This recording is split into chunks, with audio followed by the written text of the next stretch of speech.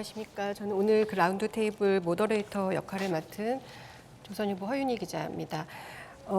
그 공예박물관이 벌써 이제 개관 1주년을 맞아서 이제 오늘 마련이 된 자리인데요. 이제 앞으로 그 다양한 공예 환경의 변화에 대응하면서 앞으로의 전략을 이끌어내기 위해서 이렇게 여기 훌륭하신 전문가분들 모시고 좀 말씀을 들어보는 자리를 이제 만들었습니다. 먼저 주제별로 들어가 볼게요. 선생님들은 아까 다 소개를 해주셨기 때문에 제가 따로 소개는 안 드리겠고요. 이제 시간 연구에 관한 첫 번째 주제, 한국의 공예박물관의 역할, K컬처가 이제 국제적인 브랜드로 자리를 잡았고, 이제 뭐 K-팝을 비롯해서 이제 굉장히 그 세계적인 관심이 높은 이런 상황인데, 서울공예박물관이 한국인의 공예 DNA를 어떻게 드러내고 기여할 것인가, 이런 주제를 가지고 먼저 말씀을 좀 들어보겠습니다. 제가 따로 이제 지목 안 드리고 그냥 편하게 자유롭게 말씀해 주시면 될 것 같아요. 제가 K컬처라는 현대 사회의 이제 트렌드를 이렇게 보고 한편으로는 기쁘지만 한편으로는 굉장히 이제 또 두려운 마음도 있어요. 그게 뭔가 하면은 우리 문화라는 게 결국은 뿌리 깊은 나무, 샘이 깊은 물이라야만 그 문화가 좀 더 연구성을 가지고 성장할 수가 있지요. 그런데 이제 그런 뿌리와 샘의 깊이를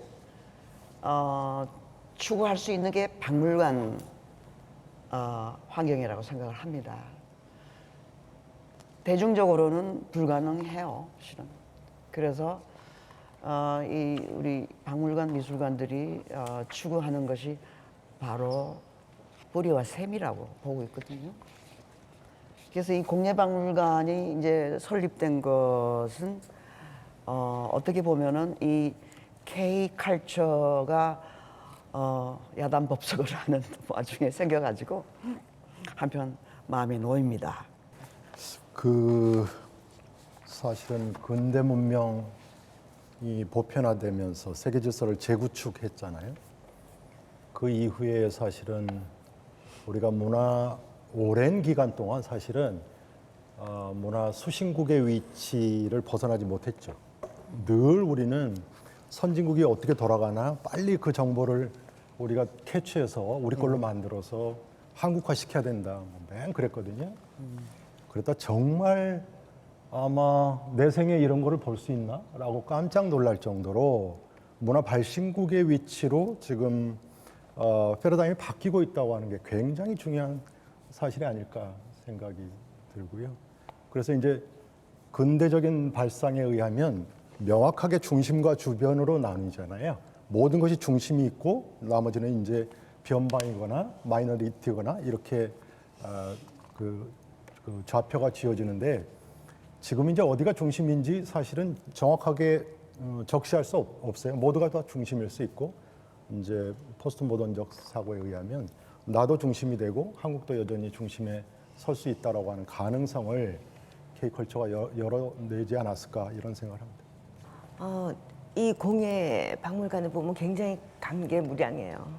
저기 1년 전만 해도 그냥 학교터였고 그냥 사람들은 무심히 지나다니던 그런 공간이었는데 방금 전에도 이제 사진 자료를 쭉 보여주셨는데 그 1년 동안 정말 무수히 많은 일을 하신 것 같아요. 그런데 사실 공예라는 게 특히 우리나라처럼 이제 전통 공예가 굉장히 강한 나라는 공예의 시간성을 얘기할 때 주로 뭐 조선시대 공예, 고려시대 공예, 통일신라시대 공예 혹은 삼국시대 공예 뭐 이렇게 이야기하기 쉽잖아요. 근데 제가 드리고 싶은 얘기는 그런 시간도 중요한데 뮤지엄의 시간성도 너무 중요하다는 얘기를 드리고 싶어요.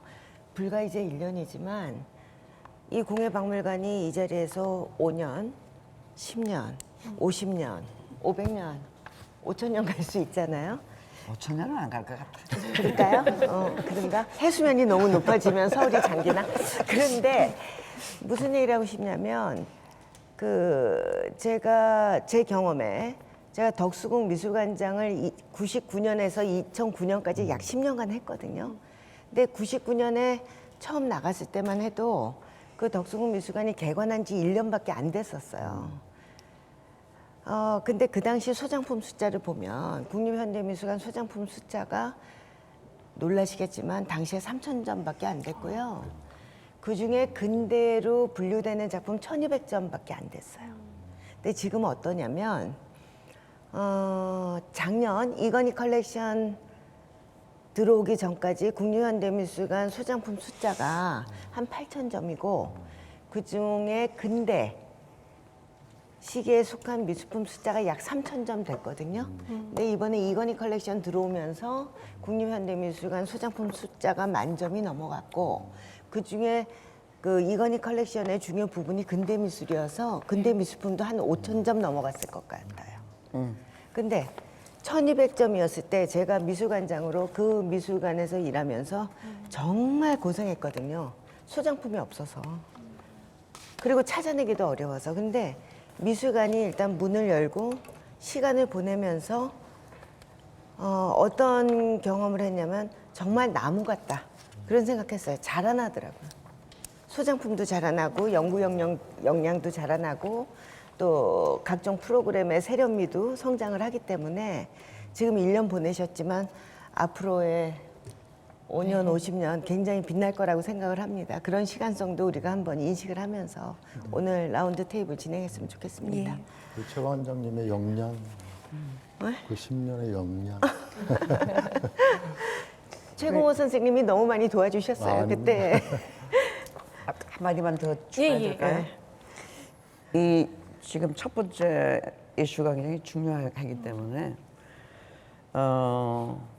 제가 뿌리 샘의 비유를 했지만 박물관 우리가 정말 우리 스스로한테 물어봐야 될 것은 우리가 한국인의 복례 DNA를 충분히 발굴해 왔는가? 일단 그거 우리한테 물어봐야 될 거라고 생각해요. 우리는 자랑해요. 우리는 젓가락 문화고 우리는 뭐 반도체도 뭐 앞서가고 있고 다 이러죠.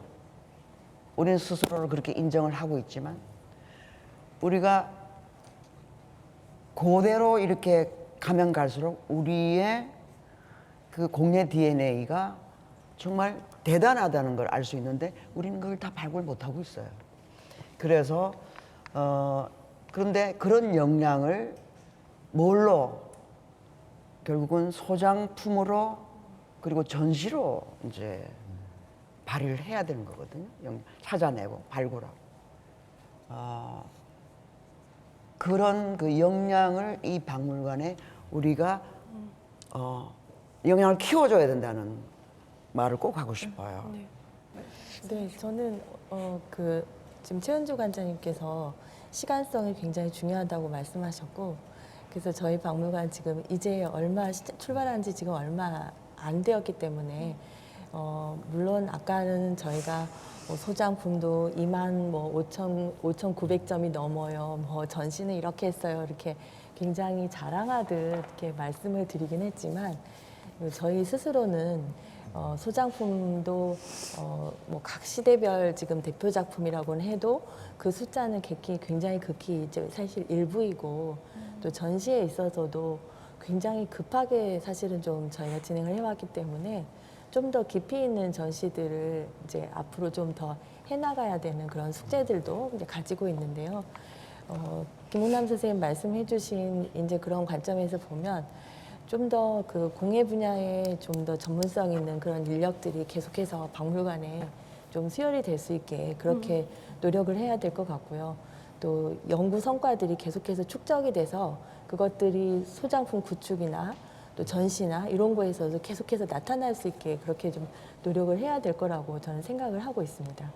그런데 그래서 그렇게 박물관이 사실 튼튼해져야 우리가 가진 그런 작품들이 현대의 공예 작업을 하는 작가들한테도 어떤 정말 우리의 DNA라는 것이 있다면 그 DNA가 발현될 수 있는 그러한 하나의 조건이 되어준다라고 저는 생각을 하거든요.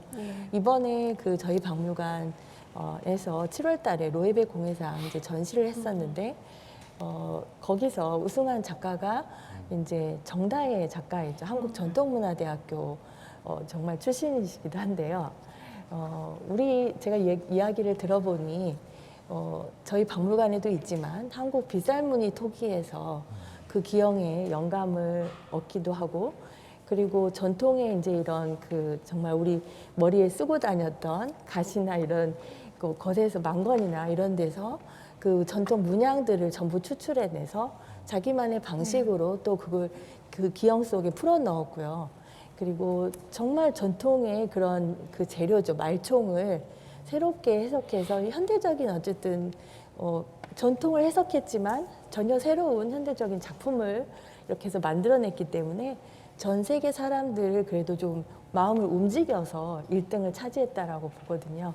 그래서 박물관이 저희는 앞으로 해야 될 일은 그냥 정다혜 작가 한 사람을 이번에 배출하고 끝나는 게 아니라 계속 제2의 정다혜, 제3의 정다혜가 나올 수 있도록 박물관이 꾸준히 그러한 기초적인 일들을 해나가야 된다라고 저는 생각합니다. 아침에 다른 회의에 잠깐 참여를 하고 이제 여기로 왔는데요. 그 회의석상에서 어떤 위원 선생님 한 분이 농담 삼아서 동대문이 지고 안국동이 뜨고 있다 뭐 이런 얘기를 네, 네. 하더라고요. 예. 그래서 그러냐? 그 안국동이 여기예요? 그렇죠. 여기 얘기하는 거예요. 그래요. 그래서 굉장히 반가운 생각이 들었어요. 그러니까 그분은 이제 물론 공예 분야에 좀 관여도 하고 계시는 분이지만 좀 객관적으로 다른 전체를 볼 수 있는 분께서 그렇게 얘기해 주셔서 그 정다혜 작가는 저희 학교를 나온 분이기도 하지만 사실은 그 작년에 청주 비엔날레에 공모전에 이제 그분이 출품을 해서 제가 마침 이제 심사위원장을 했거든요. 그래서 저는 이제 그 블라인드 테스트 저기를 심사를 했기 때문에 어느 출신인지 잘 몰랐어요. 마지막 올라와서 이제 깜짝 놀랐어요. 내가 위원장인데 이분이 대상 후보로 올라왔기 때문에. 그런데 이제 외국에서 그 이제 온라인상으로 그 접속한 외국 심사위원들께서 한결같이 그거를 굉장히 호평을 하더라고요. 네.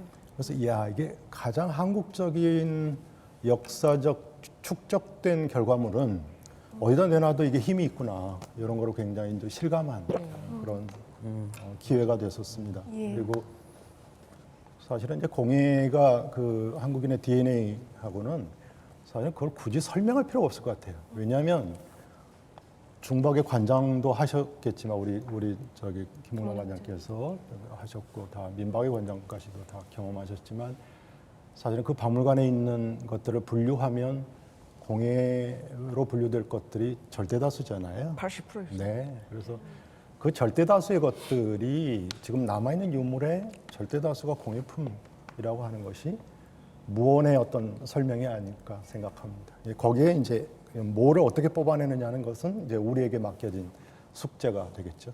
예. 좀 다음 주제로 넘어가도 될까요? 그 자연스럽게 두 번째 주제랑도 이게 좀 연결이 되는 것 같은데 아까 지금 김 관장님 말씀하신 것처럼 지금 이렇게 로에베 그 상 받은 작가를 비롯해서 그 최근에 굉장히 이제 한국 공예에 대해서 그 명품 브랜드들도 굉장히 관심을 또 많이 가지고 있더라고요. 그 지원하는 그런 그 사례들도 굉장히 많이 들었고, 그러니까 왜 그런가를 좀 이렇게 생각해봤더니. 그러니까 지금 이 두 번째 키워드인 가장 이제 공예의 가장 중요한 키워드가 손이라는 거잖아요. 그러니까 손의 그런 온기 같은 게 살아있는 그런 이제 그 손의 존엄성 뭐 이런 것들에 대한 주제로 이제 넘어갈 수 있을 것 같은데 또 이제 반면에 현대 공예에서는 또 디지털하고 기계의 역할도 굉장히 또 중요해지고 있는 거잖아요. 또 다른 분야와의 접점도 증가되고 있고 또 이런 상황에서 그러니까 우리가 기계를 어디까지 사용할 수 있을지 그런 적용 범위 또 공예하고 기타 예술 다른 예술 분야하고 콜라보 어떻게 또 외연을 확장할 수 있을지 이런 부분에 대해서 또 한번 뭐 말씀을 좀 들어볼까요? 관장님 김홍남 관장님 먼저. 아니 관장. 지금 두 가지를 말씀하셨죠. 예. 하나는 기계화된 장인, 그렇죠? 기계를 활용해서. 예. 요즘 3D, 4D 하면은 이거 도자기 나옵니다. 예, 디자인 나오잖아요. 예. 이제 그런 부분이 있고 지금 말씀하시는 또 명품은 손의 힘이다. 지금 이 두 흐름이 지금 같이 가고 있는 셈이죠. 앞으로 나는 그럴 거라고 생각합니다. 그거는 지금 예월에서도 그렇고 아름지기에도 그렇고 다 이 명품 브랜드가 이미 붙어서 예. 이 후원해서 그 공예가를 발굴해서 전시를 하고 있지 않습니까? 가보면 기가 막혀요. 그 수준이라는 게. 이런 우리가 이렇게 정말 아름답게 만들 수 있구나. 근데 그게 지금 그 두 개를 관통하고 있는 게 뭡니까? 현대인이에요. 현대에 살고 있는 공예가라. 그러니까 현대를 살고 있는 공예가가 어떤 상황에 직면하고 있는지, 그렇죠? 그러면 이 박물관은 공예박물관은 그 상황을 어떻게 해석하고 끌어들여야 될지 이제 이게 아주 중요한 이슈가 되겠죠. 그래서 로에베 전시가 실은 우리 한국에서 획기적인 공립박물관에서 공립뮤지엄에서 획기적으로 브랜드 명품 브랜드하고 한 협력을 해서 한 거죠. 그렇기 때문에 사람들이 굉장히 주목하게 됐어요. 그리고 그것이 로 인해서 들불처럼 이제 그런 일이 벌어지고 있는 것이죠. 그렇죠. 그래서 그런 면에서 축하드리고요. 공예박물관에. 그래서 이런 문제를 수공예, 기계공예 이 두 개라는 이제 두 개의 이제 대립각이 있고 또 하나는 또 다르게 이렇게 우리가 또 앵글을 좀 바꿔서 생각하면은 우리의 공예 예를 들어서 말총, 예? 우리 저기 무슨 빛이지 참빛 그런 엄청난 기술이에요. 손 기술이에요. 그러면 이 손 기술이 또 어떻게 하면은 현대의 기술, 테크놀로지하고 접목될 수 있나? 이것도 대단히 중요한 거잖아요. 그러니까 예를 들어서 말총 기술이다. 그럼 말총의 그 능력을 현대 의학에 사용할 수 있을까? 예를 들어서 우리가 잠프를 해보면은 그런 우리의 수공예가 반도체가 나온 것도 우리의 그 손맛이라는 얘기를 많이 하거든요. 우리 민족이 굉장히 손 기술에 능한 사람입니다. 그러니까 그런 또 하나의 이슈가 나올 수 있는 거죠. 예를 들어서 참빛 만드는 사람들도 이거 기가 막힌 기술이거든요. 근데 이게 지금 사장되고 있단 말이에요. 그러면 이게 어떻게 하면 현대적인 기술에 응용이 될 수 있을까? 이걸 잘하는 게 일본이거든요. 예. 그래서 그런 것도 우리 국립박물관이 이제 앞으로 고민해 봐야 될 문제가 되겠죠. 그렇죠? 저는 조금 더 본질적으로 손의 존엄성을 언급하셨으니까 그 관점에서 간단하게 좀 정리해 보면 왜 느닷없이 그 손에 대해서 최근에 다들 주목하는가? 이게 리처드 세넷도 장인 가지고 뭐 책을 쓰고 네. 철학자들이 그다음에 매튜 크로포드라는 이제 그 철학하는 그 오토바이 전기사 같은 사람도 생겨나고 그래서 또 구보다 같은 사람들도 도대체 손이 얼마나 중요한지를 거듭거듭 모든 책에서 다 강조하잖아요. 왜 갑자기 이런가? 이걸 좀 읽어야 된다. 저는 그렇게 생각해요.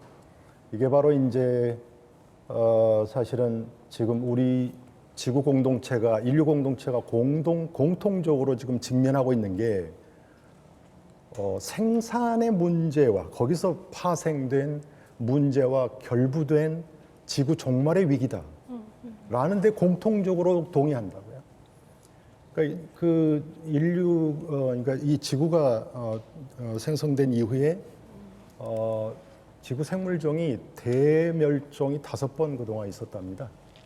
37억 년 전에 지구가 생겼어. 예. 근데 그게 그동안 5번의 대멸종이 있었는데 지금 대부분의 미래학자들이 지금 6번째 인류 대멸종의 시기가 눈앞에 와 있다 이러잖아요. 우리 시대. 그럼 이게 뭐하고 연결이 되냐면 바로 생산의 문제. 그러니까 과잉 생산, 과잉 소비, 그리고 쉽게 버리고 또 쉽게 돌아서서 잊어버리고. 그래서 온통 지구는 물론이고 우주까지 쓰레기 더미를 만든 게 사람이에요. 그러니까 지구에서 가장 문제 덩어리가 사람인 거예요. 근데 그 사람이 그동안 손을 그냥 놔버린 거예요. 손을. 전부 기계에다 의존하고. 그래서 지난 100년간 우리 지구 생물종의 75%가 멸종했다고 하지 않습니까? 그 45억 년 동안 존재하던 생물체들이 지난 100년간 거의 75%가 막 멸종을 했어요. 그거는 나만 아니면 돼가 아니라 같이 가이아 이루는 뭐든 간에 유기적으로 연결돼 있으니까 어떤 특정한 생물체가 멸종하면 우리도 같이 죽는 거예요. 근데 인제서 이제 사람들이 뜨거라 하는 거죠. 코로나도 두드려 맞고. 그래서 이제 보통 일이 아니구나. 다시 생산의 문제로 귀결해서 대량 생산 자본의 속성은요. 많은 물건을 만들어서 빨리 만들고 값싸게 만들어서 많은 사람들한테 보급해가지고 빨리 버리게 하고 새로운 물건을 또 막 사게 하고 이것이 사실은 기본적인 속성이거든요. 요 틀을 깨야 된다는 거예요. 그러면 이제 대안은 따뜻한 감성을 가진 손밖에 없다. 이걸로 다시 원천적으로 그 세계 어떤 물질의 세계에 대한 재구축이 필요하다. 이런 일종의 에컬로지, 일종의 생태주의적 사고가 이제 거의 그 지식인들의 3분의 1 정도가 생태주의적인 사고를 한다 그러죠, 지금.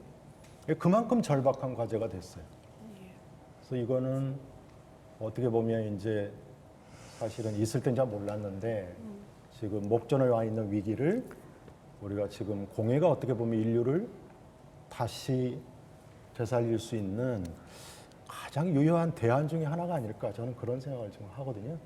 공해가 산업사회에서는 가장 버림받는 쓰레기통에 패대기 친 존재였는데 어떻게 보면 지금은 가장 미래적 가치를 담재한 굉장히 중요한 영역이 아닐까 저는 그런 확신을 가지고 있습니다. 예. 최현 주관장님. 네네. 또 좀 과거 얘기로 돌아와서 제가 이제 미술관에서 큐레이터로 활동하면서 갑옷을 입은 적이 있죠. 무슨 갑옷을 입었냐면 가장 지역적인 것이 세계적인 것이야. 혹은 가장 한국적인 것이 세계적인 것이야. 이런 옷을 입고 90년대, 93년부터인 것 같아요. 한국 작가들하고 호주도 가고 일본도 가고 뭐 미국도 가고 그렇게 활동을 했어요. 이제 그들 중에 뭐 지금 한국을 대표하는 작가들, 뭐 서도호, 최정화, 이불 그런 작가들이 다 저희 큐레이터 세대하고 같이 성장하면서 그렇게 뻗어나갔던 거예요. 근데 갔을 때 어떤 느낌이 드냐면 그래도 저희를 이방인으로 보는 거예요. 그들의 눈에 봤을 땐 뭔가 어색하고 좀 억지 주장하는 것 같고, 그죠? 너무 주장을 강하게 하는 것 같기도 하고. 그때 하여튼 한국의 청년 예술가들하고 외국을 나갔던 거예요. 그런데 요 최근 몇 년간 분위기가 완전히 달라졌죠. 어떻게 달라졌냐면 제가 저기 한 2년 전인가 되게 시달렸는데 넷플릭스에서 킹덤이라는 거 있잖아요. 저는 안 봤어요. 근데 그걸 안 봤어? 그게 그렇게 재밌다면서요. 근데 그게 중요한 게 있네요. 외국 사람들 눈에 그 저기 30대 초반의 외국 애들이 저희 애들 친구지. 그 갓 좀 사서 보내달라고. 저렇게 멋있는 모자 못 봤다는 거예요. K 모자라고. 패셔너블한 모자 저 어디 가서 구하냐고 꼭 좀 구해달라고 저한테 신신당부를 하는 거예요. 결국은 제가 못 구했는데 이제 우리뿐만 아니라 그 외국인들도 너무 이 글로벌한 환경에서 살아가기 때문에 이게 뭐 전통 공예인지 이게 현대 공예인지 그런 경계조차도 스스로들 무너뜨리고 있는 즈음에 우리가 미술관을 이 뮤지엄을 문을 열었다는 예. 거예요.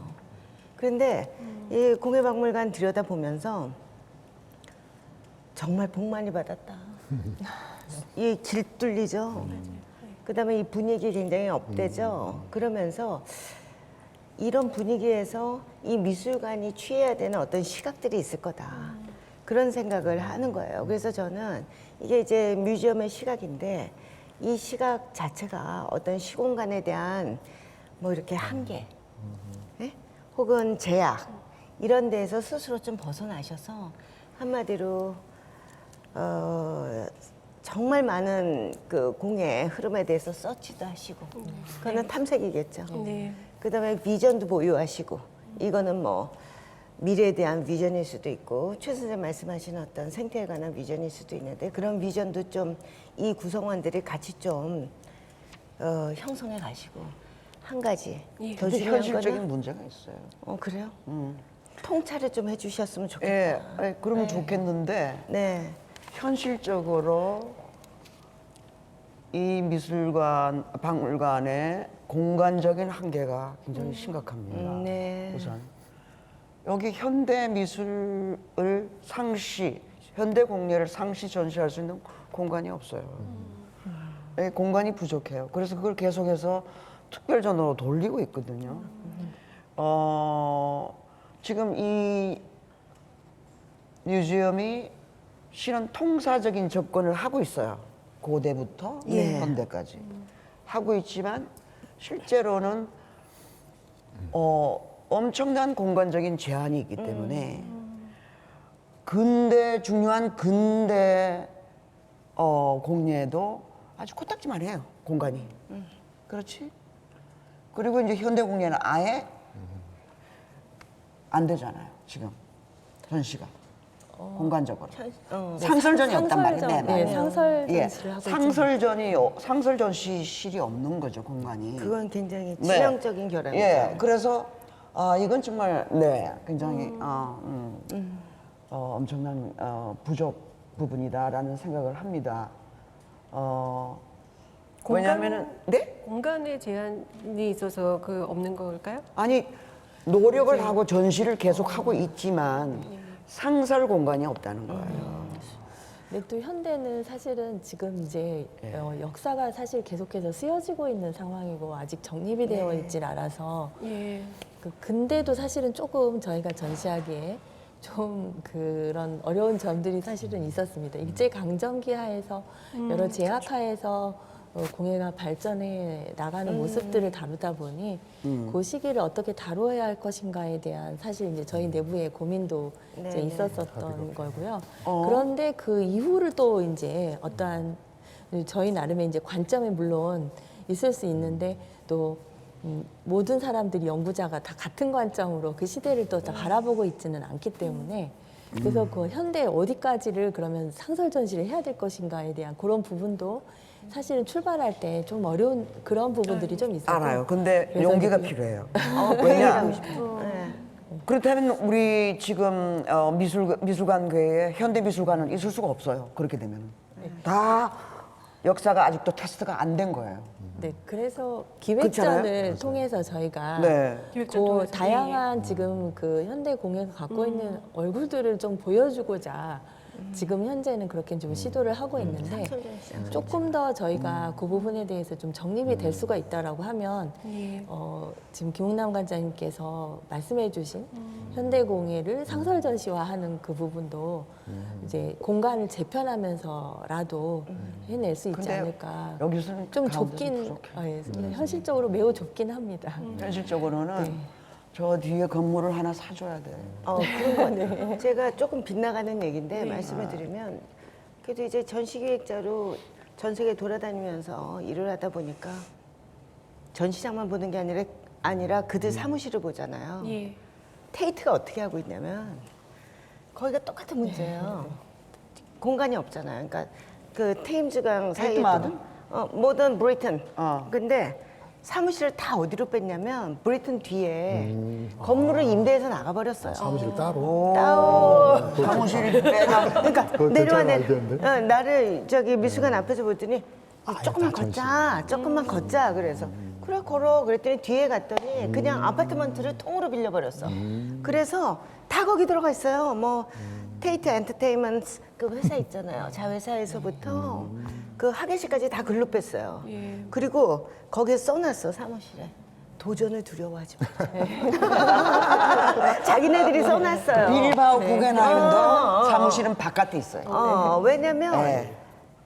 영국 얼마나 보수적인 나라예요. 그리고 국립미술관 아니에요, 테이트. 얼마나 보수적이겠어요. 근데 아니, 사무실 하나 뺐다고 용기가 필요하다고 할 정도. 그러면서 그렇게 움직이더라고요. 그래서 사실은 이 지금 안국동 일대가 막 변하고 있는데 용감하게.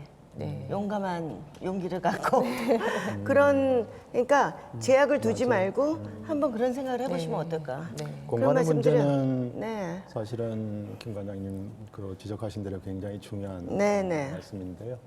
또 한편으로는 또 어려움도 좀 있을 거예요. 그러니까 그렇죠. 일반 파인아트는 네. 저기 큰 자리 있잖아. 저 건너에 길 건너에. 네, 공간을 넘어서서 네.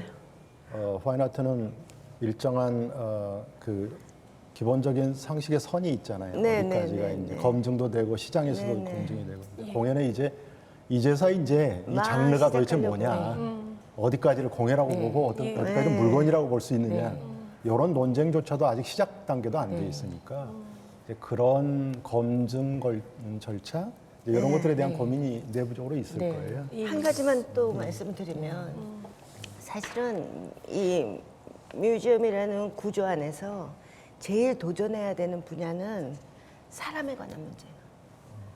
큐레이터. 사실은 국립현대미술관이 개관할 당시만 해도 건축 큐레이터 없었고요. 사진 큐레이터도 없었어요. 그다음에 디자인 큐레이터도 없었어요. 그 중요한 공예 큐레이터가 한 명밖에 없어요. 한 명밖에 없었잖아요. 그나마 세상에, 그래도 국립현대미술관은. 저 개관을 준비하면서 왜 현대미술이 디자인을 다루지 못하는가? 왜 현대미술이 건축을 다루지 못하는가? 계속 그 논의를 집중적으로 해서 정부 설득해가면서 한 사람씩이라도 양성을 한 거예요. 잘하셨어요. 그래서 저기서 그리고 영화관까지도 그 영상 큐레이터까지도 뽑은 거예요. 그렇게 해서 본 모습을 찾는데 결국은 큐레이터 한 사람씩이라도 확보하는 거. 지금 현대공예에 큐레이터가 있습니까? 도화진 선생님. 네, 저희 그 금속공예를 전공한 학예연구사. 금속공예 전공 학예연구 네, 네. 한 명. 네, 금속공예, 현대 금속공예. 근데 도전해야 되고 굉장히 많은 설득해야 되고 타협해야 돼요. 그 다음에 예산도 확보해야지 인건비 주잖아요. 그렇기 때문에 그 사람에 대한 도전을 절대로 놓치지 마시라. 바로 참고를 하실 만한 좋은 아이디어가 많이 또 말씀을 해주신 것 같은데 저희가 또 이렇게 말씀하시다 보면 바로 또 다음 주제랑 연결이 됐어요. 그러니까 아마 오늘 그 라운드 테이블에서 가장 이게 또 핵심이면서 박물관에서도 중점적으로 또 논의하실 그런 주제가 아닌가 싶은데 이제 중장기 계획에 반영할 이제 우리 중요 과제 이 3번을 한번 보겠습니다. 그러니까 22세기의 공예의 미래를 준비하면서 이제 서울공예박물관은 어떤 주제에 집중할 것인가? 아까 지금 주신 말씀하고도 이제 연관이 되는 건데요. 연구 주제도 있을 것 같고, 이제 수집, 전시, 프로그램, 이제 어떤 주제를 앞으로 이제 그 중장기적으로 하면 좋을지 이것도 자연스럽게 그냥 말씀해 주시면 좋을 것 같아요. 정말 너무나 할 일이 많아요. 이게 지금 우리나라에 아직도 전성공예가들의 그 상황은 정말 어떤 면에서는 비참하기까지 하고 아직도 뭐 이런 인간 문화재 시스템이 돌아가고 있지만은 그게 커버할 수 있는 건 너무 부족해요. 그래서 공예박물관이 생긴다니까는 그냥 다들 그냥 공예박물관 쳐다보고 있는 거예요. 뭔가 해줄 수 있을까? 그 다음에 또 한 무리의 공예가들은 현대 공예가들이에요. 현대 공예가들도 설 자리가 없어요. 왜냐면은 미술관들은 미술관대로 뭐 다 커버한다 그러지만 실제로는 공예적인 작품들에는 신경을 덜 쓰거든요. 근데 이제 공예적인 조각, 공예적인 회화 이렇게 이제 이런 것들이 이제 많이 그러니까는 기능성을 떠난 공예들이 있지 않습니까? 그런 것들에 이제 물론 어느 정도 눈을 돌리고는 있지만 미술관의 환경 속에서 공예가 낄 자리는 그렇게 많지가 않단 말이에요. 그래서 현대 공예가들은 현대 공예가대로 또 전성 공예가들은 전성 공예가대로 우리는 외롭다. 우리 좀 살려줘. 이런 상황이란 말이죠. 네, 이거에 대해서 이제 어떤 앞으로 2022년, 23년 그렇죠? 어떤 정책이 좀 필요하겠지요. 어떻게 하면 이분들을 도와줄 수 있을까? 이런 걸. 저는 문화정책에 자문 갈 때마다 좀 사고를 좀 바꿔봐라 공무원들한테 그런 질문을 해봐요. 예. 아이고 어떤 거냐면 그게 어렵지만 이제 한 번도 실현된 거를 본 적은 없습니다. 공무원들은 뭐 2년 만에 한 번씩 다 바뀌기 때문에 근데 어떤 얘기냐면 이제 결과 중심이 아니라 과정 중심으로 좀 바꾸라. 그렇지. 그렇게 되면 정말 많은 게 달라질 거다. 그런 얘기를 좀 하거든요. 그러니까 공예의 경계를 둘 필요는 없다고 생각해요. 그러니까 공예를 미술의 범주에다 이렇게 제발 묶어두지 말아라. 공예란 게 사실은 굉장히 플렉서블한 거거든요. 그렇죠. 그게 숟가락에서 금관까지가 다 공예예요. 그러니까 예, 숟가락 공예예요. 네, 그런 굉장히 중요한 공예예요. 네, 우리나라 수저는 정말 대단한 우리의 유산입니다. 그럼요. 중국도 없고 일본도 없어요. 예. 우리 못 수저 있잖아요. 수저. 이게 대단해요. 근데 이 수저가 그냥 아주 애지중지 쓰는 밥그릇보다 훨씬 소중해요. 왜냐하면 다른 기물들은 뭔가를 담아서 기여를 하지만 수저 이 녀석은요, 내 소중한 입속을 드나들어요. 그렇지. 유일한. 그런데 하루에 최소한 3번은 써요. 맞아. 근데 수저 만드는 작가들이 많지 않죠. 이렇게 뭔가 좀 패러다임을 바꿀 필요가 있고요. 그 다음에 이제 저는 이 공예박물관의 비전이나 미래와 관련해서 조금 더 집중적으로 투자해야 될 분야가 연결해서 말씀드리면 사실은 시민교육이다라고 전시도 중요하고 다 중요한데 공예품을 결국 이제 아까 문화정책 할 때 조언했다고 하잖아요. 위에서 상수도 정책 그동안 수없이 해도 사실은 하수구가 막혀 있으면 아무 소용 없어요. 그러니까 하수구를 뚫어야 되거든요. 일종의 퇴로를 여는 정책이 필요하다. 그럼 위에서 자동으로 쏟아진다. 그게 뭐냐면 사서 쓸 수 있게 만들어라. 사람들한테 보급할 수 있도록 정책을 좀 작가들한테만 무조건 지원하지 말고 그것을 사서 쓰는 사람들을 교육하고 그들이 잘 접근해서 유용하게 쓸 수 있도록 퇴로를 열자. 그럼 자동으로 그것이 뭔가 만드는 사람들이 흥이 나서 열심히 만들 거 아니냐. 이게 그 얘기를 하거든요. 여기서 똑같아요. 어디에서도 해줄 수 없는 것은 공예박물관, 유일한 박물관이니까 공예품이라고 하는 거를 시민들한테 사실은 이게 서울 시민들한테 이 공간이 좋은 공예품을 어떻게 선별하는지 그거를 보는 안목을 좀 키워주고요. 진짜 좋은 공예품이라는 게 어떤 조건을 갖춘 것인지도 설명해주고 직접 사서 쓰는 즐거움이 뭔지 저는 공예를 딱 이렇게 정의합니다. 바라보는 게 아니라 공예의 아름다움은 바라보는 게 아니라 경험하는 아름다움이다. 경험하는 거거든요. 그러니까 경험하지 않으면 공예는 반쪽밖에 기능이 없어요. 그러니까 경험하면서 그 소중한 가치를 오감으로 느끼는 거거든요. 그랬을 때 그것이 쉽게 버려지지 않고 애지중지 대물림하면서 나중에 박물관으로 들어가는 유물이 되죠. 이 사이클을 사실은 기억해야 될 필요가 있어요. 그렇다면 쓰는 사람들한테 만드는 사람들에게만 집중하는 게 아니라 쓸 사람들한테 이게 어떤 가치가 있는지를 충분히 무릎을 낮춰서 친절하게 설명하고 미술사적 지식이 아니라 그런 그냥 텍스트적 지식이 아니라 진짜 살아있는 생활 속의 일상의 가치를 일깨우는 그런 교육을 우리 교육팀에서 오늘 이것도 이제 준비하셨잖아요. 시민교육 공예의 그냥 일반적인 대학 박물관 대학에서 하는 거 말고 진짜 시민들이 그 피부로 접해서 실천에 옮길 수 있는 교육을 좀 하시면 여기가 더 중요한 명소로 서울 시민들이 진짜 아끼는 명소가 될 겁니다. 근데요, 문제는 공예라고 딱 하는 이상 너무 비싸요. 너무 비싸요. 접근하기가 힘들어요. 일반 사람들은. 공예의 가격이 너무 높다는 게, 이건 낮춰야 되는 게, 이게 시장 원리인데요.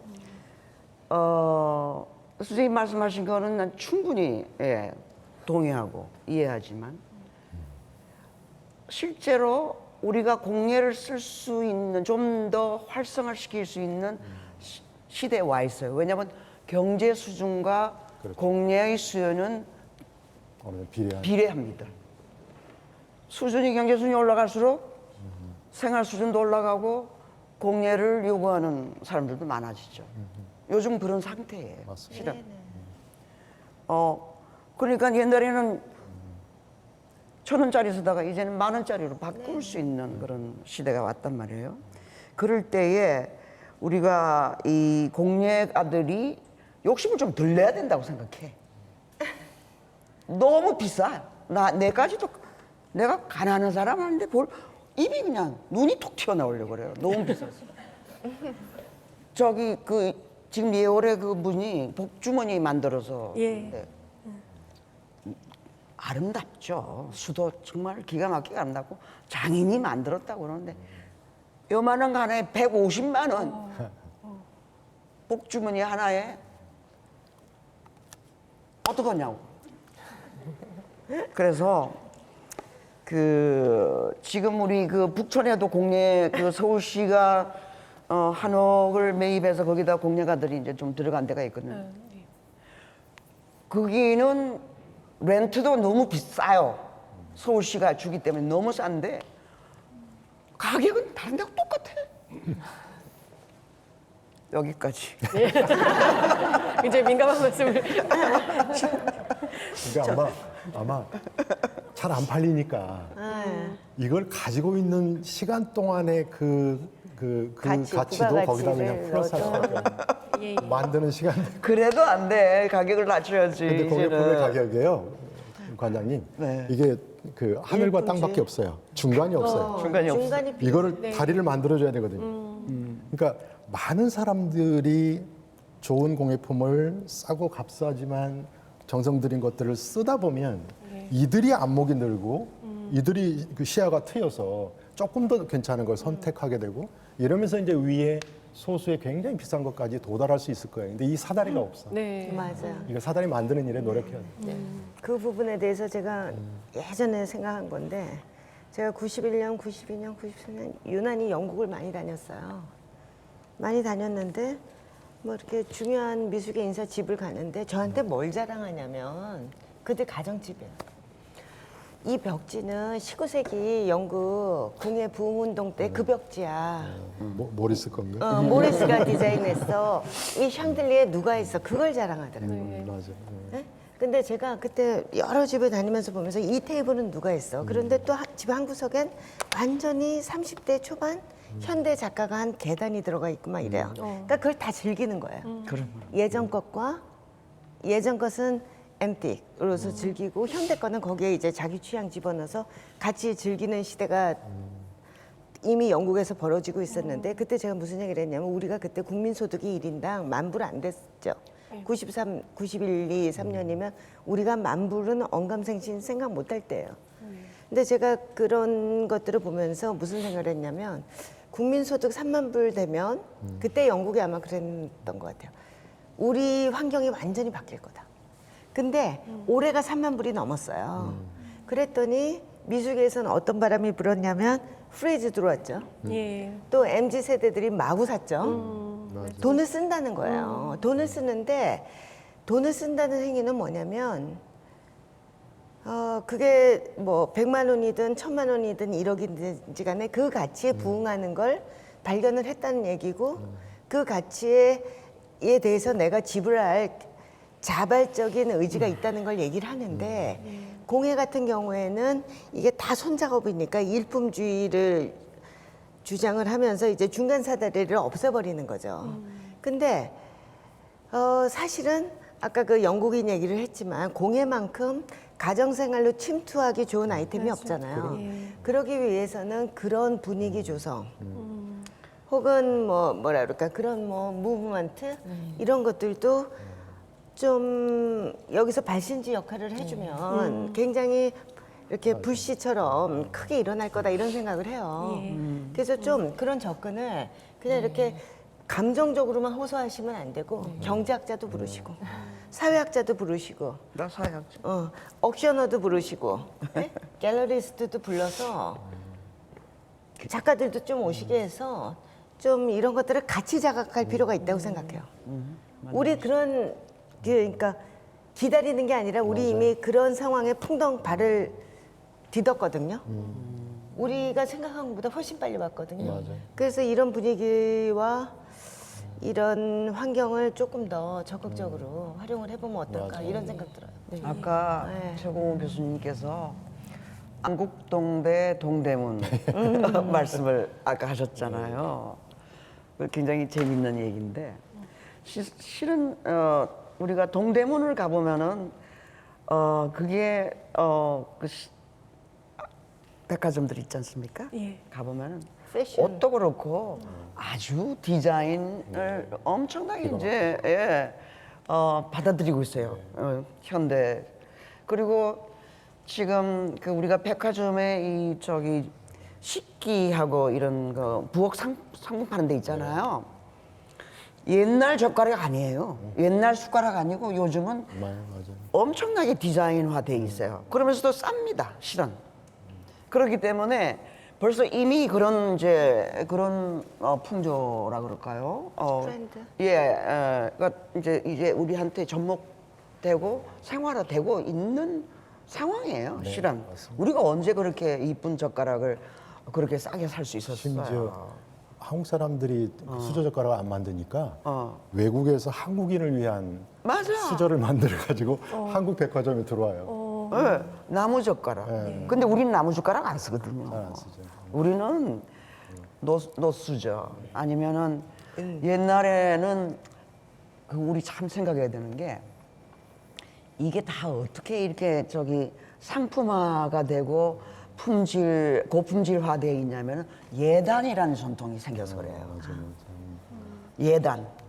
예단 풍속이 우리나라에 생기면서 그 예단에 뭐를 넣냐면 그 주방 모든 그 식기 있잖아요. 그 청와대부터 막 주문을 하기 시작했단 말이에요. 선물용으로 결혼하면 예단용. 언제 한번 예단 전시를 한번 했으면 좋을 것 같아요. 좋은 말씀이네요. 예, 예단. 그러니까 근대 예단. 온갖 정성을 다 들이죠. 예, 뭐 예단이 나죠. 그래가지고 벌써 이미 그때부터 시작된 거죠. 그래서 요즘은 조금 잘 산다는 집 가보면은 이미 달라요. 네. 예? 그 인테리어가 많이 바뀌어 있다는 걸 알 수 있어요. 그래서 뭐 우리가 너무 비극적으로는 생각할 필요는 없고. 그 작은 에피소드 하나를 말씀을 드릴게요. 그러니까 강남의 부자 노인이 네. 이제 몸이 좀 쇠약해져서 병원에 입원을 하셨대요. 온갖 호사를 다 누리신 분이겠죠. 뭐 세계적으로 뭐 유명하다는 브랜드는 다 써본 분인데 이분이 밥맛도 없고 이제 뭐 누워 있으니 오죽하겠어요? 예. 그래서 이제 가족들이 또는 며느리가 막 이렇게 도시락 싸가지고 이제 이렇게 해서 드려도 그렇게 신통치 않고 안 드시고 거의 그냥 대부분 물리고 그러다가 그 공예가가 만든 도시락 금속 공예가가 만든 도시락인데 거기에 오칠해가지고 구워가지고요. 그거를 이제 굉장히 감각적인 근데 그거를 이제 며느리가 사가지고 그 강남에 그 샵들 있잖아요. 그 공예샵에. 그럼 거기다 이렇게 도시락을 담아서 드렸더니 다 드셨다. 오늘 싹 비우셨. 야, 그 노인네 아주 이게 대단하다. 공예 본질이네. 이게 공예의 힘이거든요. 본질이에요. 그러니까 전시장에서 본 이거를 넘어서서 그러니까 오감을 자극한 거. 네, 예, 바로 그거. 그렇네요. 예. 그래서 그 그걸 며느님 보면서 사랑받으셨겠다. 성격을 쳤어요. 예. 유산을 많이 남겨줄지도 모르겠어요. 그게 공예거든요.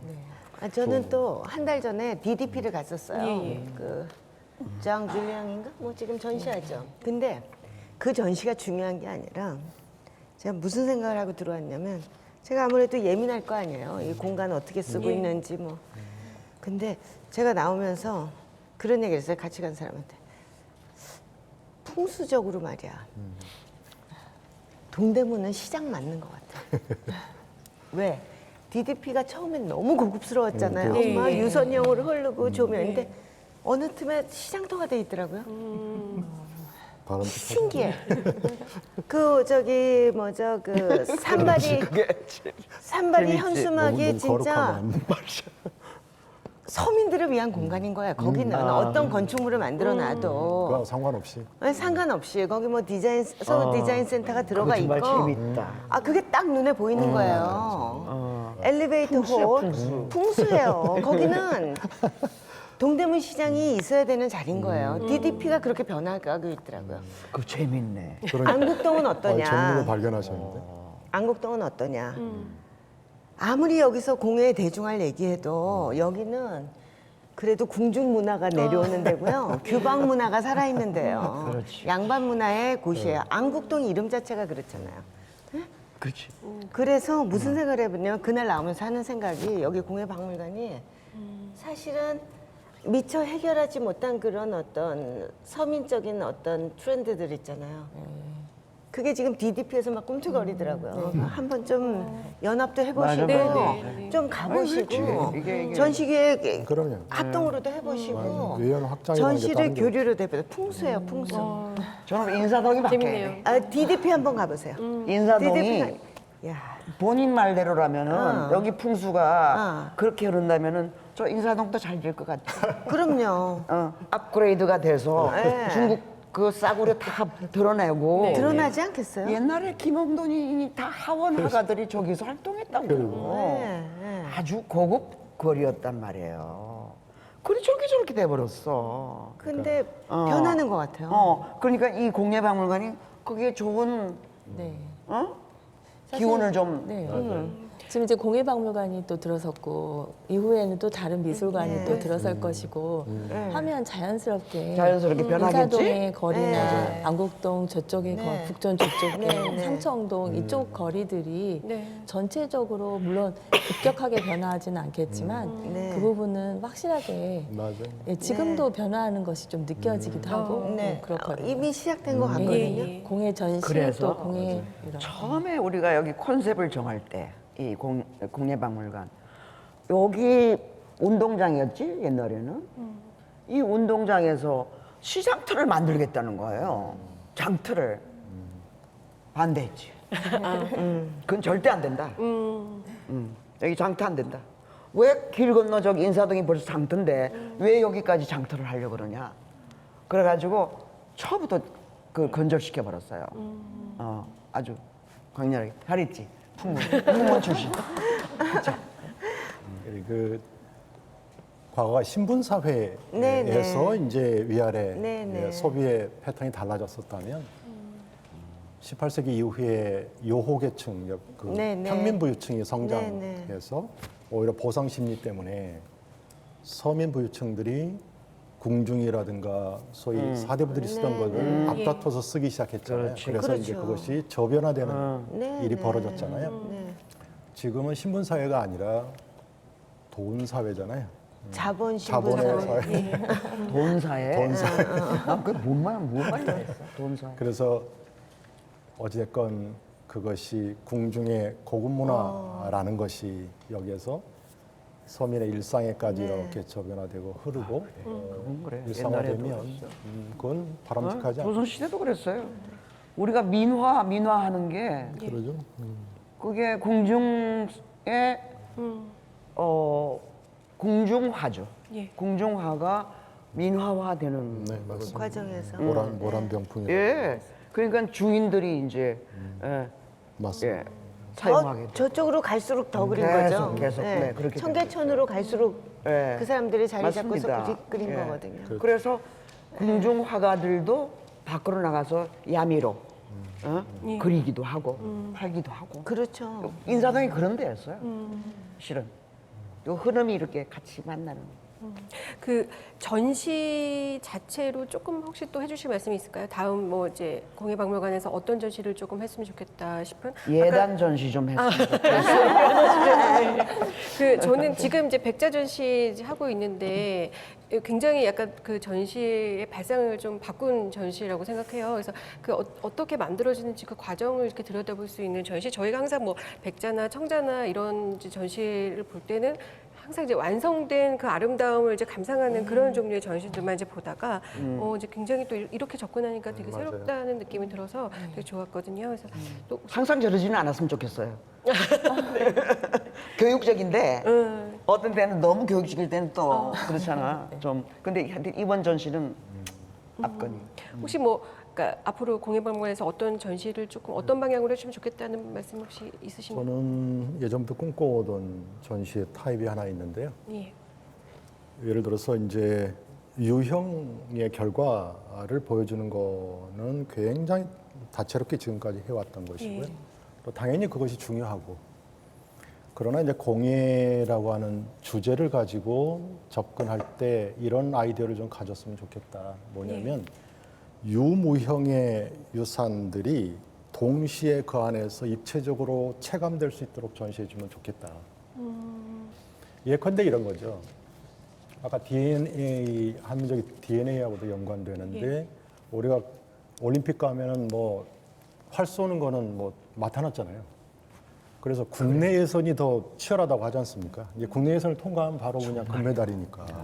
자 그렇다면 오로지 우리 안에 단궁으로부터 시작해서 활을 만들고 쏘는 아주 작은데 대륙궁의 전통이 있거든요. 예. 그 심지어 그것은 유계로 병기 그다음에 맞아. 외교에서도 물소불이 있어야 되니까 굉장히 많은 외교적 노력이 거기에 숨어져 있고요. 심지어 이제 그 물소를 하도 이제 무기 만든다고 아니까 그때부터는 안 주거든요, 외국에서. 그래서 온갖 노력을 다 하잖아요. 그 물소를 수입해다가 이제 키워보기도 하고, 근데 뭐 겨울에 죽어버렸죠. 그러니까 이렇게까지 하면서도 이게 주력 무기가 됐잖아요. 중국이 창이고 일본은 칼이라면 우리는 활이거든요. 활이죠. 그래서 이제 리더십의 하나의 표상. 그러니까는 예를 들어서 우리나라에서 리더가 되려면 뭐 주몽. 네. 그래서 활을 활을 얼마나 쏴야 잘 돼. 쏘느냐 굉장히 중요한 덕목이에요. 정조. 그래서 문무를 떠나서 이제 이게 굉장히 중요한 수신의 굉장히 표상이고. 그래서 이거를 대단히 중요한 일. 예를 들어서 활 하나를 가지고 전시장 전체를 스펙트럼을 만들어 볼 수 있어요. 이게 바로 유무형의 굉장히 입체적인 문화 전체를 문명과 문화를 넘나드는 공예의 가장 속성의 형질에 가까운 전시다. 예를 들면 그렇습니다. 그러면 우리가 활도 그 안에서 쏠 수가 있는 거예요? 뭐 바깥에서든 뭐 이렇게 체험도 해보고요. 뭐 예를 들어서 요즘에 굉장히 뭐 디지털 기술들이 발달했으니까 그렇지, 그렇지. 그렇게도 해볼 수 있고. 디지털로 하면 돼. 예. 우리 저기 골프 연습하는 거 있잖아. 응? 그런 것처럼 그럴 수 있죠. 활로 네, 얼마든지. 얼마든지 할 수 있는 거지. 그 조선 말기에 보면 그거 아주 신나는 거네. 근대 사진첩을 뒤지다 보면 너무 신기한 사진들이 있는데 활 그럼 무조건 남자만 떠올리잖아요. 근데 상당한 컷이 여성들이 집단으로 활 쏘는 게 있어요. 여성이 모여가지고요. 그래서 지금도 지방에 그 활터들이 굉장히 많이 번성해 있고 우리가 관심을 안 가져서 그렇지 활쏘기 대회가 굉장히 1년 내내 있어요. 여성들이 활 쏘죠. 그러니까 우리는 전 국민이 활 쏘는 DNA가 있다. 우리 국궁이라는 게 있잖아요. 그러니까요. 예, 여기 저기 삼청공원 아니 삼청공원이 아니야. 저기 황학정. 황학정 있죠. 네, 황학정 있죠. 예, 국궁 할 수 있어요. 그러니까 예를 들어서 그런 것들이 이제 그 단일한 시각에서 보면 활 하나를 가지고 이거를 어떻게 전시하지라고 고민하잖아요. 이건 명품도 아니고 그렇다고 뭣도 아닌 것을 딱 보면 그냥 아, 활이네 하고 지나갈 텐데 활 장인을 만나본 적이 있습니까? 이거를 이제 네, 스펙트럼을 무형문화재로 만드는 지정돼 있는. 예를 들면 하나의 예를 들면 예. 좋은 이게 바로 이제 아이디어를 공예다운 전시다. 유무형을 같이 네, 볼 수 아무래도 있는 아무래도. 전시. 예. 공간 환경에 관한 이제 첫 번째 주제로 넘어가 볼게요. 이거는 근데 일단 그냥 가볍게 하고 넘어가면 될 것 같습니다. 이제 국내외에 이제 다양한 이슈들이 있었는데 공예박물관이 또 주목해야 될 어떤 이슈가 있을까요? 뭐 예를 들면 아까 최현주 관장님 말씀해 주신 것처럼 그러니까 올해는 굉장히 또 프리즈하고 케아프가 또 미술 시장을 바꾸는데 굉장히 큰 역할을 했고 또 MZ 세대들이 또 작품도 많이 이제 구입하기 시작했고 그래서 좀 화제가 됐었는데 어떤 또 이슈가 뭐가 있을까요? 우리 현대미술계의 대모님이신 최은주 선생님께서 그런데도 굉장히 부족하다고 느끼는 적이 있어요. 뭐냐면 한국의 전체적인 문화 예술계에 이렇게 지평을 봤을 때 미술이 영화 산업보다 굉장히 아직은 그렇죠. 뒤떨어져 있다고 보거든요. 영화 보면은 영화 쪽 보면은 일단 대중이 보고 그러니까 뭐 천만 영화 이런 영화들이 나오니까 예. 그리고 이제는 국제적인 큰 상들을 타고 그 다음에 뛰어난 영화 감독들이 있죠. 근데 그래서 그들을 들여다본 거예요. 들여다보면은 무슨 생각을 하냐면 예를 들면 박찬욱 감독의 불편한 영화들 시리즈 있잖아요. 예. 친절한 금자씨부터 해서 올드봇. 복수 그다음에 시리즈. 복수 시리즈. 그다음에 봉준호 감독의 저거죠. 뭐죠? 설국열차니 뭐 예. 이렇게 인간 종말에 관한 괴물 뭐 이런 시리즈. 또 요즘 하다못해 누구죠? 이순신 시리즈 하는. 예. 그것도 되게 스펙타클하고 재밌거든요. 네, 대단하죠. 응? 대단해 그 영화. 시원하잖아요. 김한민 감독. 뭐 예, 저기 예. 명량 시리즈도 한산 좋은 그룹 김한민 네. 민 감독. 이런 감독들이 나오는 지금 시대에 우리가 살고 있거든요. 그런데 그들이 나올 수 있었던 배경은 뭐냐면 개개인의 삶으로 들어가 봐도 봉준호, 박찬호, 김한민 다 보면 어렸을 때부터 영화에 미쳐 있었죠. 예. 영화관에서 살았겠죠. 그리고 수많은 공상을 했겠죠. 그다음에 수많은 시나리오를 접했겠죠. 쓰기도 했겠죠. 정말 그러면서 이제 자기 스타일을 만들어 나간 거 아니야. 자기 스타일이 형성이 됐는데 사실은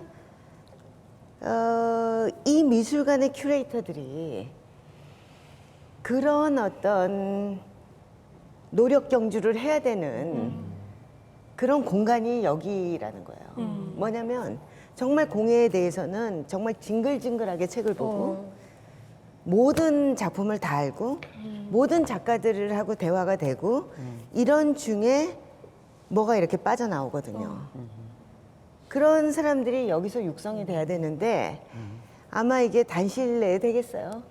근데 그거를 하게 해줄 수 있는 방법이 있어요. 저는 뭐가 있다고 생각하냐면 이 미술관의 이 뮤지엄의 전시 체계 중에 큐레이터들이 자기 주제를 들고 나와서 그게 엉뚱한 거든 또는 뭐 4차원적인 거든 아니면은 괴기스러운 거든지 간에 그 주제전을 그래도 1년에 한 번씩이라도 좀 이렇게 펼쳐 보여서 서로가 아주 긍정적인 자극을 할 수 있는 그런 좀 제도적 장치를 마련을 해주시면 기획전도 하나 해결하시고 큐레이터 역량도 개발되고 공부도 하게 하고 그리고 사람들을 좀 모이게끔 하고 뭐 이런 효과가 있지 않을까 그런 생각해요. 네. 최 관장님이 근대미술관장 하실 때 네. 근대 공예전을 처음 하셨.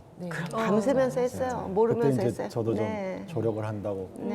했는데 제가 마지막까지 고집 부린 게 뭐냐면 네. 그 당시에 기생빵 하나를 만들자. 만들었잖아요. 그래갖고 제가 저희 집에 있던 이미테이션 청자 2개 갖고 나왔어요. 왜냐면 그 기생빵이라고 근데 만들었어요. 근대 공간에서 그것 때문에 난리였어요. 가장 네. 그 일종의 그 바로미터 같은 네. 역할을 한다. 그래서 한 이제 세네 평짜리 방을 네, 만들었는데 네. 근데 어떻게 현대미술관은 그걸 네. 수용했나 모르겠어. 아니 제가 만들자고 그랬어요. 그래서 네. 기생이 좋아할 만한 저기 뭐지 모든 장식, 족자 그림 그거를 그 방 안에 재현을 했어요. 반응이 어땠나요?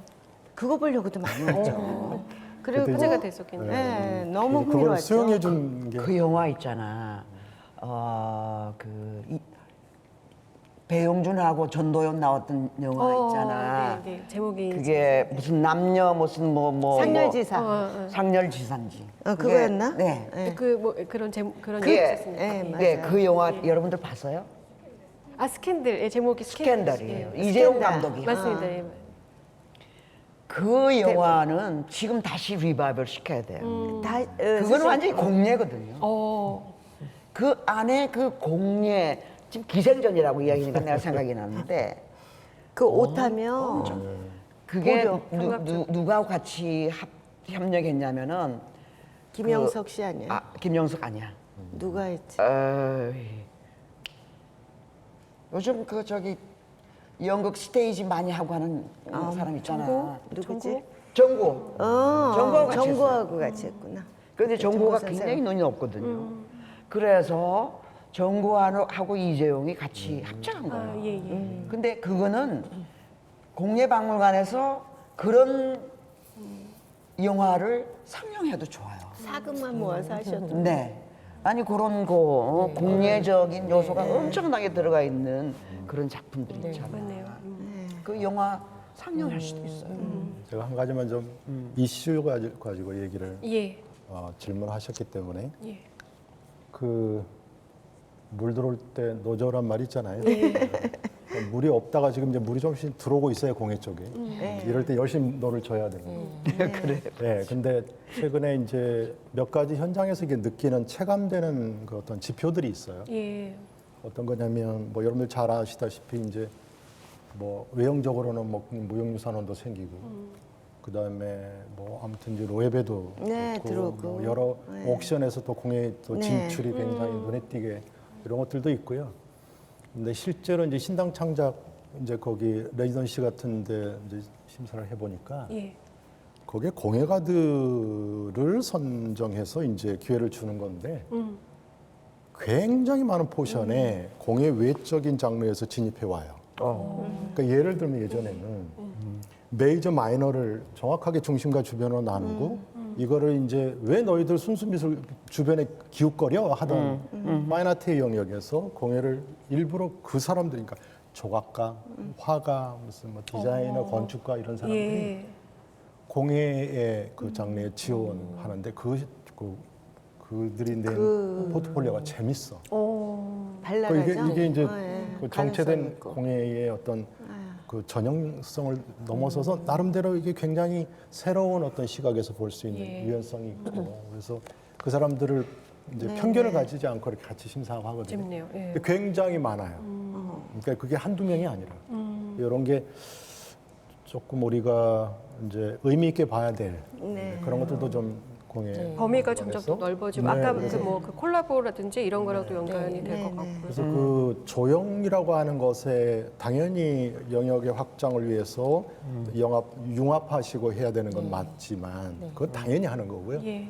오히려 공예박물관에서는 그동안 해왔던 그런 파인아트적 어떤 접경뿐만 아니라 완전히 이제 그 대기업의 제품 생산하고도 이렇게 결합을 시도해 보시고 작은 그 공방의 작가들은 당연히 그렇고 그래서 그 경계를 아예 좀 허물면서 좀 다채롭게 뻗어 나갔으면 좋겠다. 아, 예.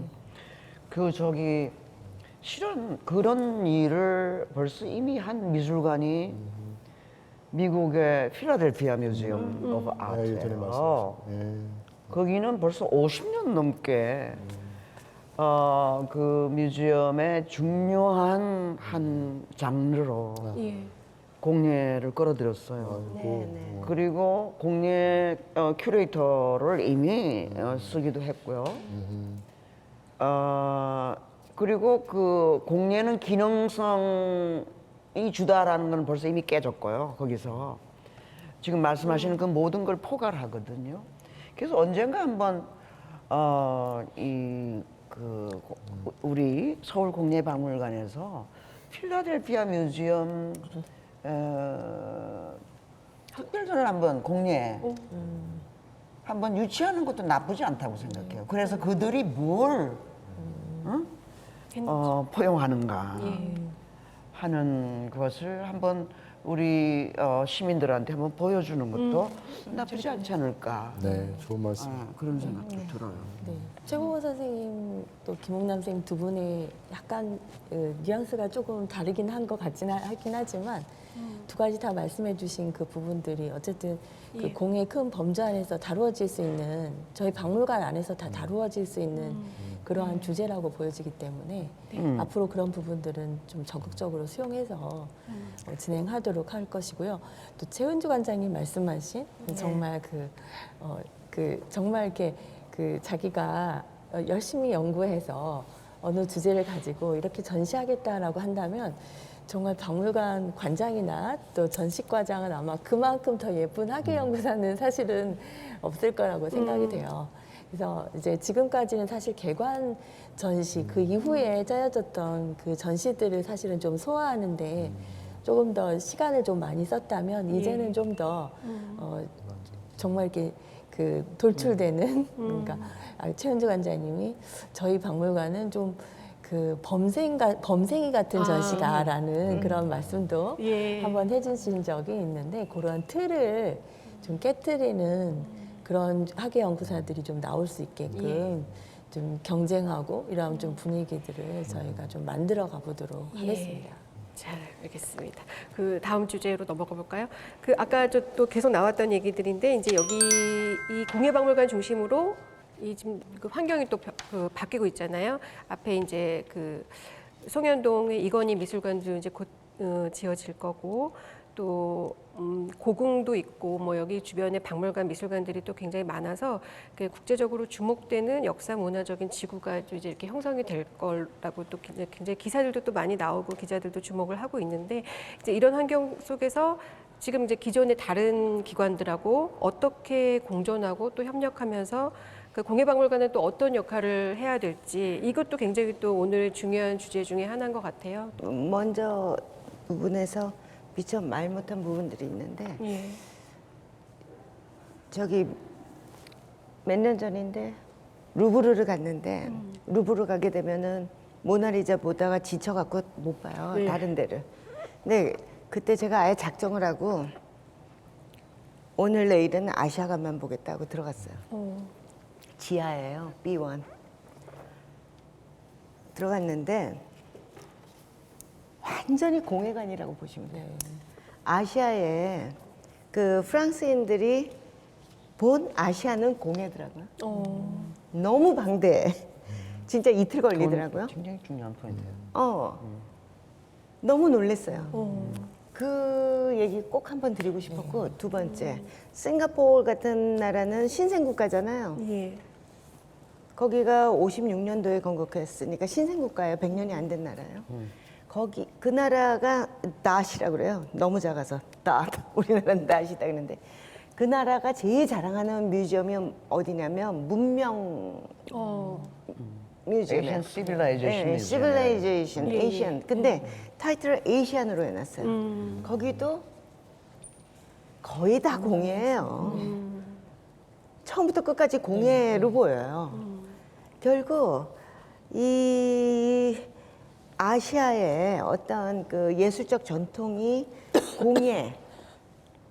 공예하고 정말 깊은 연관관계를 보여준다는 걸 그 두 큰 뮤지엄이 보여주고 있는데 사실은 공예박물관이 작년에 개관을 했는데 보통 이제 사람들이 생각을 하면 이 공예박물관에서는 그래도 우리가 저기 한국 공예, 중국 공예, 일본 공예까지는 볼 수 있겠지 이런 기대까지는 하거든요. 근데 사실은 그 시각도 조금 더 확장시키실 필요가 있다. 아까 루브르 예를 들었듯이 또 싱가포르 예를 들었 싱가포르의 그 컬티베이션 뮤지엄 예를 들었듯이 그런 확장성을 스스로 이 공예박물관에서 먼저 좀 잡아내고 보여주고 연구하고 이러면은 훨씬 더 흥미롭지 않을까? 관심도 끌지 않을까? 저는 그런 생각해요. 그래서 그런 것도 한번 전시 주제로 다뤄보시면 어떨까? 전시 아이템으로 다뤄봐 주시면 어떨까? 또 그런 데들하고 교류도 하시고 좀 큐레이터들 저기 파견도 하시고 그러면서 이게 사실은 이제 한국은 그냥 far far away 극동 지방의 한 나라 아니거든요. 정말 아시아의 중심국이거든요. 그래서 그런 어떤 아이덴티티 문제조차도 이 공예박물관에서 먼저 선점해서 잡아가시면 굉장히 놀라운 가능성이 계속 전개되지 않을까 이런 생각해요. 네. 국립중앙박물관도 실은 80% 정도가 공예거든요. 그런데 그걸 공예로 전시를 안 하는 거죠. 그러니까 그렇죠. 전체적인 고미술, 고고 미술 속의 일부로 이제 전시를 하고 있단 말이에요. 이제 그런 이제 그 제한이 있어요. 제한이 있는데 공예를 이제 표방하는 이 박물관은 그렇기 때문에 축복받은 거죠. 그런 면에서 정말 그걸 살려서 전시를 할 수가 있으니까. 근데 요즘에 이제 국내외의 뭐 다양한 이슈라고 얘기를 하는데 사실은 해외는 이미 한 가지 분명하게 가고 있는 길이 플러스 디자인이에요. 네. 그러니까 공예만이 아니라 공예 플러스 디자인이죠. 어떤 때는 그냥 공예란 그 말을 빼고 그냥 디자인 뮤지엄이라고 하죠. 런던도 디자인 뮤지엄인데 공예가 사실은 주죠. 그래서 이제 앞으로 이 공예박물관이 디자인이라는 이 그죠 분야 요거를 잘 분석하고 어떻게 접목할 수 있을까? 이거를 그러니까 공예 속에 디자인이 있기도 하고, 그렇죠? 디자인 속에 공예가 있긴 한데 이걸 어떻게 그래서 조금 더 앞으로 발전하면은 서울 공예박물관이 아니고 서울 공예 디자인 박물관이 될 수도 있는 거고 그렇잖아요. 그런 생각을 해봅니다. 네. 이 지금 3번에 공예를 키워드로 한 세계적인 도시 브랜드 확보라는 네. 이제 주제인데, 그러니까 뭐 실리콘밸리 뭐 이런 것처럼 이 공예를 키워드로 이 도시 정체성을 드러내면서 어떻게 세계적인 지역 거점으로 성장해 나갈 그런 방안이 뭐가 있을까요? 굉장히 거창한데요. 네. 이거는 무슨 뭐 정책 한두 가지 가지고 해결될 수 있는 건 아니라고. 그러니까 네네. 우리가 예를 들어서 어떤 외형적인 것들을 갖춰서 예산과 뭐 이렇게 이제 인력을 투입하면 그 아웃풋이 나올 거다라고 하는 단순한 논리 가지고 공예가 서울시의 브랜드가 되기는 어렵습니다. 제가 보기에는. 예. 그래서 이게 그 외형적인 게 아니라 이제 삶 속에서 예를 들어서 이렇게 해보는 거죠. 어느 도시보다 서울 시민들은 집집마다 가보면 공예품을 쓰고 있다. 서울 시민은 공예품을 사랑하는 도시에 살고 있는 공예의 주인들이다라고 하는 생각을 좀 실제로 실천할 수 있도록 좀 여기서 노력할 수는 있잖아요. 예를 들어서 이런 거죠. 서울 시민에게 최소한 소득의 1%를 공예품에 투자하도록 한다든가 아니면 공예페이라고 하는 뭐 서울시에서 하는 뭐 그런 것들이 있잖아요. 뭐 제로페이 정책이든 뭐 네. 그건 잘 모르겠지만 그런 서울시가 가지고 있는 파워, 행정적인 파워라든가 그런 것들을 공예하고 좀 엮어서 그것이 동력이 되도록 좀 해보시면 어떨까. 예. 그래서 그게 시간이 지나서 점점 이렇게 무르익어서 에너지가 밖으로 솟아 나오도록 해야 돼요. 그래야지 바깥에 뭐 그렇게 뭐를 쏟아붓고 건물 만들고 하는 것으로는 그 시간 지나면 또 똑같이 빈 건물이 되고 이러지 않겠습니까? 저는 예. 동대문이라는 것이 굉장히 특별한 의미를 갖고 있다고 생각해요. 그래서 동대문이 DDP와 같이 성장해 가면서 적어도 아시아 내에서 하나의 그 명소가 되는 거. 지금도 되고 있어요, 실은. 예, 예. 근데 서울의 공예 플러스 디자인은 결국은 어떤 의미에서는 동대문이 풍수적으로 정말 네 DDP를 거기다 세웠다는 것 자체가 굉장히 의미가 역사적인 의미가 있다고 생각을 합니다. 그래서 뭐 실리콘밸리라는 것도 이건 그 전체를 이야기하는 게 아니잖아요. 조그만 지역이에요. 네. 지역이기 때문에 그런 그 동대문하고 DDP하고 어떤 공예 플러스 디자인이 앞으로 어떻게 협업할 수 있을 것인가 하는 거가 이제 어떤 면에서는 조금 그거는 조금 원대하고 또 앞으로 많은 시간이 필요할 것 같아요. 예. 근데 한 가지 더는 예. 우리 한국의 공예가 어떻게 세계화될 수 있나 하는 거. 동대문 수준에서 말고 예. 예, 명품 수준에서 지금 이미 하나 되고 있는 게 달항아리예요. 네. 그래서 요즘은 미국이나 어디에 콜렉터나 아까 말씀하신 그런 네. 대단한 그 수준의 집의 인테리어에 달항아리가 등장하고 있단 말이에요. 스토리지에도 네, 하나씩 있어요. 네. 그렇기 때문에 그럼 달항아리라는 게 뭐길래 네. 어떻게 됐길래 이게 이렇게까지 번져나갈 수 있었을까 하는 거잖아요. 네. 근데 강익중이 달항아리를 가지고 그림을 많이 그렸죠. 네. 강익중. 아마 강익중이 그 다음에 누구냐 그 작가 구본창. 구본창 사진 사진 작가라든지 찍고 고용훈이 또 완전히 예, 고용훈. 초이지은 그리죠. 그런 식으로 이제 이 달항아리가 계속 이제 화제가 되는 예. 거잖아요. 자 그러면 달항아리 다음에 우리가 어떤 게 우리의 주자일까? 예. 그 재밌잖아요. 근데 저는 제가 정말 좋아하는 게 분청이라고 생각해요. 분청. 예. 그래서 분청 메트로폴리탄 뮤지엄에서 2003년인가 그 리움에 분청이 다 가서 특별전을 했잖아요. 엄청났어요. 거기 반응이. 근데 아직도 우리가 분청을 백자 달항아리만큼은 아직은 일본 사람들이 좋아하고 그러는데 예.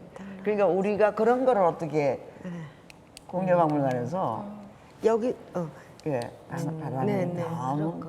다음 주제가 뭘까? 나전치기는 어때요, 관장님? 나전도 가능성이 있죠. 좋은데요. 중국하고 일본도 나전을 워낙 잘해서. 워낙 잘하거든. 워낙 대단해요, 거기도. 그렇기 때문에 중국하고 일본이나 해외 사람들은 아류로 볼 수가 있어요. 네. 그렇게 봐왔어요, 사실은. 그래서 그걸 어떻게 좀 그런 편견을 바꾸나 하는 거는 중요한 얘기지. 오칠은 물론 좀 더 다르게 볼 수 있겠지만 나전만큼은 그래도 또 우리가 한국을 떠올리는 사람들이 많아졌죠. 이게 네, 그렇지 만화적인 않을까요? 경함, 고려시대 경함 네네. 같은 거는 너무 대단하죠. 멋지죠. 네. 예. 최근에 그 문화부하고 문화재재단하고 이제 해서 지금 아마 전시를 하고 있을 텐데 그 유네스코 본부에서 네. 특별히 그쪽에서 요청을 해가지고요. 예. 한국의 나전칠기를 전시하고 싶다. 네. 그래서 이제 1층에 조금 이제 약간 좀 열린 공간이어서 전시 공간으로는 좀 부적절하긴 하지만 예, 거기에다가 한국의 나전칠기를 기획해가지고 전시를 지금 하고 있죠. 그래서 파리 본부에서 일부러 그 딱 정해서 나전칠기를 좀 보고 싶다. 그게 이제 뭐 잠정적으로는 아마 우리나라를 나전칠기의 그 인류 무형유산이라고 하는 이제 그 종목과 연관해서 그 염두에 두고 있지 않나라는 생각. 네. 그것도 하나고 나전 말고 또 누가 있냐? 누가 있냐 이게. 나전 말고 또 있겠지만 아무튼 우리가 여기서 해결할 수 있는 문제는 아니고 군청도 좋고. 우리가 하여튼 박물관 이 박물관이 앞으로 많이 좀 발굴을 네. 좋을 것 같습니다. 예. 중점적으로 다뤄야 할 부분이 아닌가 생각합니다. 한국의 고유, 그러니까 다른 나라에 아예 없는 거라면 화각 같은 거는 정말 고유하거든요. 아예 없어요. 예. 그 프랑스의 남부에 굉장히 오래된 그 작은 마을에서 뿔을 가지고 소뿔이나 이런 걸 가지고 얼레빗을 만드는 곳은 있어요. 근데 그거를 얇게 점여서 우리처럼 뒤에 무늬를 해가지고 복채로 해서 가구를 꾸미는 이런 일은 거의 유니크하죠. 네. 지금도 화각 저기 인간 문화재가 있습니까? 있죠? 네, 지성님 예. 계십니다. 그런 분들을 찾아내서 하실 일이 많으신 것 같아요. 앞으로 공예박물관이 너무 많지. 예. 공간 분야에서 이제 마지막 그 질문인데요. 이 지금 아까도 왜 그 김문호 관장님 말씀해주셨지만 이 공간 재편, 이 공예박물관의 정체성을 살리기 위해서 어떻게 공간을 또 재편해야 될지 그것도 또 해주실 말씀이 또 많이 있으실 것 같습니다. 네. 빌딩을 하나 사야 돼요. 그리고 이 저기 저 앞에 카페인지 뭐 여기 있잖아. 이게 무슨 뭐지? 안국 빌딩? 안국 빌딩. 안국 빌딩하고 옆에 있는 건물. 상생상회 말씀. 상생상회. 저걸 전부 다 국내박물관으로 흡수를 해야 돼요. 실은. 아니 그런 얘기가 있었습니다. 네, 있었는데 앞으로 뭐 불가능한 이야기는 아니죠. 뭐 마음만 먹기에 달렸지. 마음 먹기에 달린 거예요. 실은. 시장과 대통령이. 예. 관장님 그 김수정 관장님 뭐 하실 말씀이 있으신가요? 뭐 이렇게 이 자리를 저희 빌어서 뭐 서울시에 바라는 네, 것이나 뭐 그 이렇게. 좋은 말씀. 예. 마지막으로. 네. 공예박물관도 사실은 그 몇 년 전에는 불가능하다라고 생각했던 맞아요. 것인데 맞습니다. 사실은 이 정말 서울의 가장 중심이 되는 북촌의 가장 핵심이 되는 또 부지를 이제 서울시가 또 매입하지 않았겠습니까? 그리고 옆에 그 그 문화원 숙소 이렇게 미군 부대 숙소로 사용되던 저 공간도 서울시에서 또 구입을 했고요. 그러니까 아마 이런 선생님들의 말씀 또 저희들의 그런 바람 이런 것들이 좀 합쳐지고 하다 보면 실현될 수 있지 않을까. 저는 또 그렇게 관장님 생각하고 이제 같은 있습니다. 분이 많이 목소리를 내주시면 또 이제 점점 실현. 지금 내가 목소리를 너무 내서 날 미워해. 좀 더 하셔도 됩니다. 다른 데보다 여기에서는 시간이 벌써 이제 4시인데요. 저희 또 주제가 큰 주제가 하나 남았는데 아직도? 이제 있어요? 빨리 끝내죠. 이제 아까 얘기했다. 그 인간, 그러니까 많이 또 해주신 말씀하고 많이 겹치기도 하니까 이제 인간에 대한 이제 주제인데요. 근데 이거는 또 이제 아까 최 교수님도 다 네, 이제 말씀해주신 것 말씀하셨죠. 같아서 이번만 네. 이제 마지막으로 같이 논의를 좀 해볼게요. 이제 왜냐하면 또 이건 또 굉장히 중요한 문제인 것 같아서 아까 또 장인도 있고 이게 공예 공동체라고 부를 만한 또 이런 이제 그 많이 이제 그 요소들이 있잖아요. 장인도 있고 뭐 연구자도 있고 공예 다양한 이제 기관들도 있고 아까 말씀하신 것처럼 무형유산원도 있고. 지금 근데 이런 거를 다 이제 그 아우르는 구심점으로서 이제 공예박물관이 어떤 역할 또 어떤 기여를 해야 될지. 예. 관장님이 말씀하셔야 될 것 네네. 같은데. 관장님이 한 말씀 해주시면서 좀 마무리를 그러면 할까요? 네. 예. 네. 저희 공예박물관 로고에 보면 이렇게 동그라미가 있어요. 그 동그라미가 이제 공예의 가치를 공유하는 그런 커뮤니티를 상징하거든요. 저희 박물관이 그러한 그 많은 정말 공예 작가, 장인 이렇게 뭐 구분도 하고 그렇지만 사실은 그분들 그리고 공예를 사랑하시는 분들 또 이제 소비하고자 하시는 분들 관련 기관 이런 모든 것에 중심이 되겠다라는 그런 이제 목표를 가지고 예. 그거를 저희가 그 MI에 사실은 좀 담았었습니다. 그래서 지금 여기에 사실은 정명채 선생님도 와 계시고 뒤쪽에 작가 선생님도 와 계시지만 그리고 또 공예 사랑하시는 분들 또 공예와 관련된 또 우리 그 기사도 쓰시는 우리 언론인들도 오셨고 다양한 분들이 지금 다 한 자리에 모여 계시는데 앞으로 이런 그 저희 공예박물관을 중심으로 해서 정말 그 작가나 장애 선생님들의 작품들이 언제나 늘 보여질 수 있게 그래서 아까 최공호 선생님 말씀하신 것처럼 그 단지 보여지는 게 아니라 우리 정말 안방까지 그냥 정말 이렇게 들어갈 수 있게 그렇게 하는 역할들을 또 저희가 해야 될 것이고요. 그리고 공예와 관련된 뭐 조사나 연구 이런 걸 토대로 해서 또 학술과 관련돼 있는 이런 부분들도 저희 박물관이 또 중심이 돼서 모든 이제 이런 공예적인 어떤 담론들이 여기서 충분히 더 논의되고 것들이 다른 어떤 전시나 또 교육으로 계속해서 확장해 나갈 수 있게 그렇게 저희는 좀 할 수 있도록 저희 나름대로 역량을 또 키워 나가도록 그렇게 하겠습니다. 예, 감사합니다. 박수 한번 해주세요. 네. 네, 오늘 긴 시간 이렇게 또 뜨겁게 관심 많이 가져주셔서 감사합니다. 이상으로 마치겠습니다. 감사합니다. 그러니까